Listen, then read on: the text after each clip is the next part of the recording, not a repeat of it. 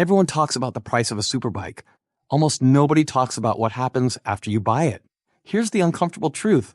Most superbike owners don't quit riding because they lose interest. They quit because they can't afford to keep going. Not because they crashed, not because they're irresponsible, but because the real costs show up quietly: dealer-only labor, fragile components, and maintenance bills that feel illegal. A single service can cost more than a vacation. One minor mistake can erase months of income. And by the time most riders realize what's happening, they're already financially stuck. In this video, I'm breaking down the hidden maintenance reality nobody explains before it's too late. If you care about your money, your freedom, and your future, watch till the end. And subscribe, because this channel is about avoiding expensive regrets. Picture this. A regular guy, let's call him Mike.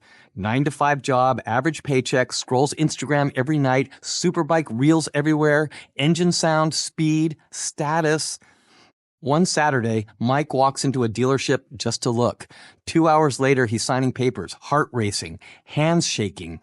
This is the moment he's been dreaming about. That first ride home? Unreal. People stare, friends text, ego boosted, life feels upgraded. But here's the problem. That high hijacks your brain. Dopamine shuts off logic. Your mind locks onto the bike and completely ignores the future costs. In that moment, Mike isn't thinking about maintenance, insurance spikes, or depreciation. He's thinking, I made it. This is how superbikes hook you. Not with numbers, but with emotion. And when emotion leads, math quietly leaves the room. A week later, reality taps Mike on the shoulder. Insurance call comes in. Not $80 a month, $400. Registration? Another hit. Sales tax? Surprise. Gear upgrades? Helmet, gloves, jacket. Because riding a superbike in cheap gear is basically gambling with your skin. Mike shrugs it off. These are normal costs, he tells himself. They're manageable. That's the trap. These small costs feel harmless because they don't hit all at once. They drip. Slowly, quietly, every month, every renewal, every service reminder. And here's the dangerous part. Because these costs are expected, your brain doesn't label them as threats. You normalize them. You adjust your lifestyle downward. Instead, less saving, fewer trips, tighter months. This is where most riders get stuck. They think they're still in control while the iceberg is forming underneath. Mike thought he did the math. Bike price? Checked. Monthly payment? Approved. Down payment? Saved. But here's the rookie mistake. He only calculated the entry fee, not the lifetime cost. Superbikes aren't expensive to buy. They're expensive to exist with. Every mile depreciates value. Every service multiplies cost. Every upgrade feels necessary. And every unexpected issue hits harder because the parts are specialized, imported, and labor-heavy. This is how financial disasters don't look dramatic at first. No explosion, no warning, just a slow leak. Mike didn't fail because he was irresponsible. He failed because he focused on the price tag instead of the system he was entering. And once you're inside that system, getting out is way harder than getting in. When Mike bought his superbike, the salesman said, "These tires are race bred." What no one explained was what that actually meant for his wallet. Superbike tires are made from soft, high-grip compounds designed to stick to the road at extreme speeds. That grip feels incredible, but it comes at a brutal cost.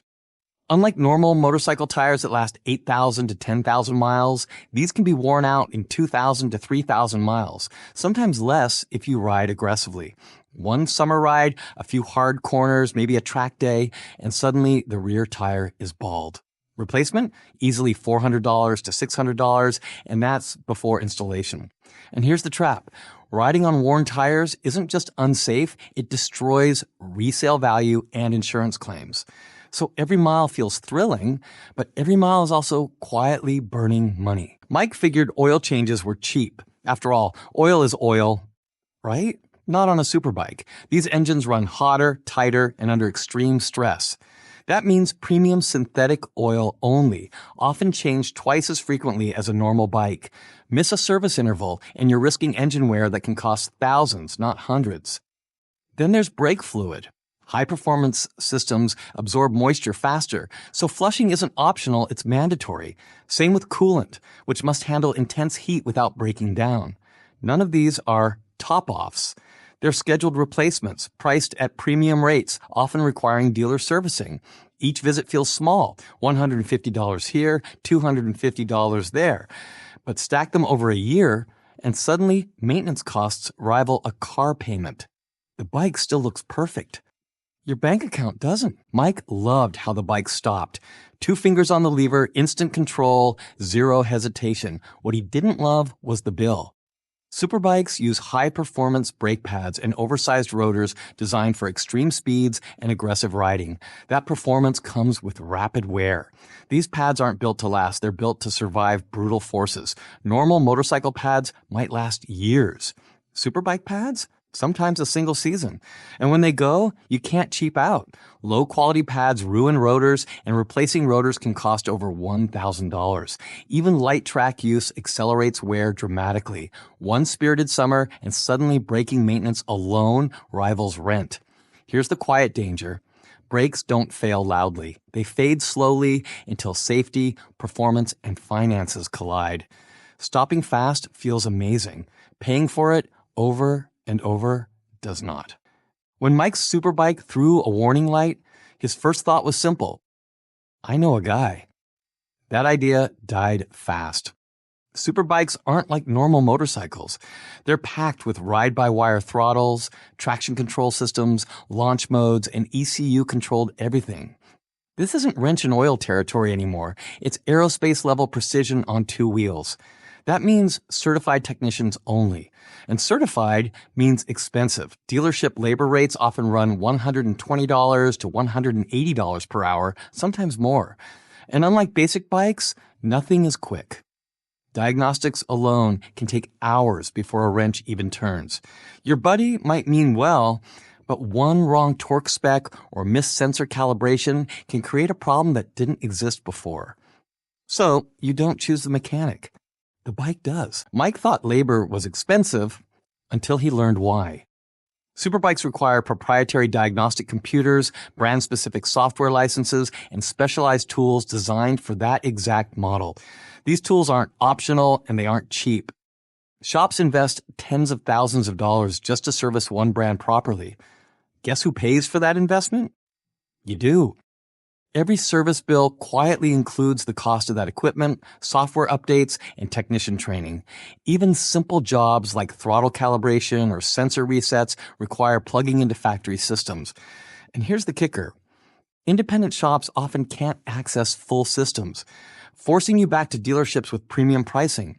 It's not just time you're paying for. You're paying for access. And once you're in that ecosystem, there's no escape route. Mike considered doing small repairs himself. Just basic stuff. Nothing crazy. That's where the real danger lives. Modern superbikes are wired like computers. One incorrect sensor adjustment, one unofficial software tweak, or one undocumented repair can void your warranty instantly. Manufacturers track everything. Fault codes, flash counts, service logs. When something fails later, and it will, the first question isn't what broke. It's who touched it. If they see unauthorized work, coverage disappears. Suddenly, a $400 issue becomes a $4,000 out-of-pocket repair. And here's the worst part. Many riders don't find out until it's too late. DIY feels smart until it quietly nukes your financial safety net. Mike's Superbike didn't break down. It just blinked. One warning light, no noise, no smoke. But that single light started a financial avalanche. Modern superbikes run on dozens of sensors controlling fuel, traction, suspension, and safety systems. When one fails, the bike often limits power or shuts down completely. And the real cost isn't the sensor itself. It's the diagnosis. Technicians must trace faults through complex electronic systems, sometimes spending hours just identifying the problem. That time alone can cost more than the part. And here's the kicker. Sensors often fail without warning. Heat, vibration, moisture, normal riding conditions slowly kill them. So a $40 component quietly becomes a $600 repair bill. Nothing dramatic happened. No crash, no mistake, just modern electronics doing what they do best, failing expensively. Mike loved how his bike felt on corners. Sharp, planted, perfect. What he didn't know was that high-end suspension has a lifespan. Superbike forks and rear shocks are precision components filled with oil, seals, and shims that degrade over time. Even if you never hit the track, regular riding slowly breaks them down. Manufacturers don't advertise this part. Suspension rebuilds aren't optional. They're maintenance. A proper service can cost $500 to $1,500, depending on the setup. Ignore it, and handling degrades quietly until safety disappears. And unlike tires or brakes, suspension wear is invisible. Riders often don't notice until performance drops or instability appears. By then, the damage is done. The bike still looks flawless. But underneath, time has already collected its payment. Mike told himself it was just one upgrade, a slip-on exhaust. Nothing crazy. That's how it always starts. Superbikes are engineered for performance, but the aftermarket whispers a dangerous lie. It can be better. Lighter exhausts, ECU flashes, suspension tweaks, carbon bits. Each upgrade feels small. Each promises marginal gains, but together they create a financial treadmill. One mod requires another to balance it. Exhaust needs tuning. Tuning stresses components. Components need reinforcing. Suddenly, you're spending thousands chasing fractions of performance you'll never fully use. And here's the cruel truth. Upgrades rarely increase resale value. Most buyers don't pay extra for your taste, so the money doesn't come back. The bike gets faster. The hole gets deeper. Mike thought the showroom price was the finish line. $18,000, maybe $22,000. He told himself, I can manage that. The monthly payment looks fine. But reality hit harder than the throttle. Insurance premiums doubled compared to his car. Tires wore out in months, not years. Every service bill felt like a mortgage payment. The truth? The bike sticker price was only the down payment on a lifestyle. Smart riders set aside 10 to 15% of the bike's value every year for maintenance and consumables. That means if your Superbike costs $20,000, you need $2,000 to $3,000 annually just to keep it alive. Mike didn't budget, and the freefall began. Budgeting isn't boring, it's survival. Without it, freedom becomes debt and passion becomes regret. Mike's second lesson came when the clutch failed. He had skipped the extended warranty, ignored the maintenance plan, and thought he was saving money. The repair bill nearly broke him. Smart ownership isn't about avoiding costs, it's about controlling them. Extended warranties and service packages may look optional, but they can save thousands when major components fail. And if you're buying used, the battlefield is even tougher. Red flags hide in plain sight, incomplete service history, aftermarket modifications that void warranties, sellers who dodge questions about accidents. Mike learned the hard way that every shortcut has a price. Smart riders don't just chase horsepower, they chase reliability. Ownership is about foresight, not luck. Protect yourself before the breakdowns arrive, because once they do, the costs are merciless. Control the bike, or the bike controls you. Finally, Mike faced the reckoning. The Superbike gave him speed, adrenaline, and pride, but it also gave him debt, regret, and sleepless nights. Passion without foresight is a free fall. The ride feels priceless, but the hidden costs are relentless. Insurance, maintenance, depreciation, financing, they don't care about your dreams. They care about your wallet. Mike realized superbikes aren't just machines, they're financial anchors if you don't respect the math. The true cost of passion isn't measured in horsepower, it's measured in discipline. Freedom on two wheels demands more than throttle control. It demands financial control. And here's the truth. Most riders don't fail because they're irresponsible. They fail because they use normal math for an elite lifestyle. Respect the numbers, and your superbike becomes freedom. Ignore them, and it becomes a prison you built yourself. Dreaming of a superbike? Don't just chase the horsepower, chase the freedom without financial stress. In my next video, I'll expose the real truth about how to purchase your dream machine without falling into hidden traps. Watch it, and you'll learn how to ride smart, budget right, and finally enjoy the superbike lifestyle you've always wanted. Hit subscribe. Your dream bike deserves a dream plan.